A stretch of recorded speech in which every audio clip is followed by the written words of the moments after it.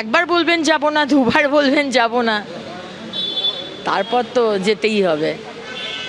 ভদ্রভাবে যাতে আপনি যান, আমরাও যাতে পুলিশের তরফ থেকে যাতে ভদ্রভাবে আপনার জেরা করা যেতে পারে, আমাদের মনে হয় সেটাই কোঅপারেশন করা দরকার। কারণ একবার নয়, বারবার হুমায়ুন কবির আপনি উস্কানিমূলক কথা বলেছেন।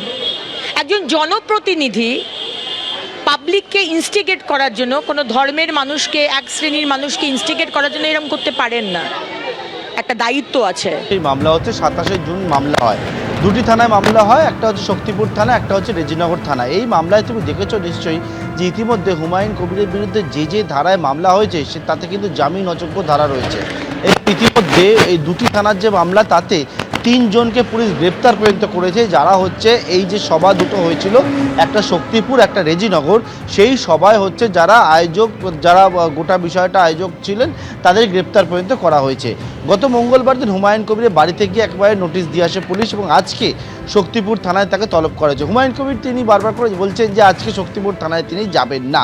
এখন দেখার বিষয়, শক্তিপুর থানার পুলিশ যদি হুমায়ুন কবির না যায়, সকাল 11টার সময় হুমায়ুন কবিরকে ডাকা হয়েছে, আর মাত্র 1.5 ঘন্টার সময় বাকি রয়েছে, তাহলে পুলিশের পরবর্তী পদক্ষেপ কী হয়, হুমায়ুন কবির আদৌ যায় কি না। হুমায়ুন কবির জানিয়েছেন যে তিনি হচ্ছে শক্তিপুর থানায় আজকে যাবেন না, কালকে রেজিনগর থানায় তার দ্বিতীয় নোটিশে আবার তলব রয়েছে, সেইখানে কিন্তু তিনি যাবেন।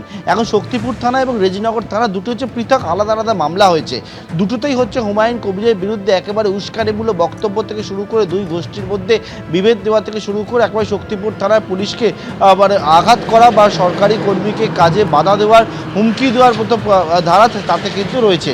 এবং এক্ষেত্রে দেখার বিষয়, পুলিশকে তিনি হুমকি দিয়েছেন বলে অভিযোগ, একেবারে যে বক্তব্য তিনি রেখেছেন সেই বক্তব্যের পরবর্তীকালে তোমার নিশ্চয়ই মনে আছে বিধানসভায় মুখ্যমন্ত্রী শুভেন্দু অধিকারী তিনি একেবারে স্পষ্ট করে কিন্তু হুঁশিয়ারি দিয়েছিলেন হুমায়ুন কবিরকে, এবং তারপরে আমরা দেখেছিলাম তারপরে 100 নামে পুলিশ 3 জনকে গ্রেপ্তার করে।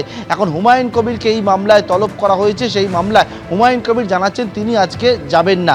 দেখার বিষয়, তিনি যদি না যান তাহলে পুলিশের পরবর্তী পদক্ষেপটাই বা কী হয়। এবং কালকে রেজিনগর থানাতেও কিন্তু দ্বিতীয় নোটিশে তার কিন্তু তলব রয়েছে, এবং দুটি থানাতেই ইতিমধ্যেই আবারও বলবো 3 জনকে যারা আয়োজক ছিলেন তাদেরকে গ্রেপ্তার করা হয়েছে, এবং বক্তব্য রেখেছিলেন হুমায়ুন কবির। হুমায়ুন কবিরের ক্ষেত্রে পুলিশের কি পদক্ষেপ হয় সেটাই এখন দেখার বিষয়।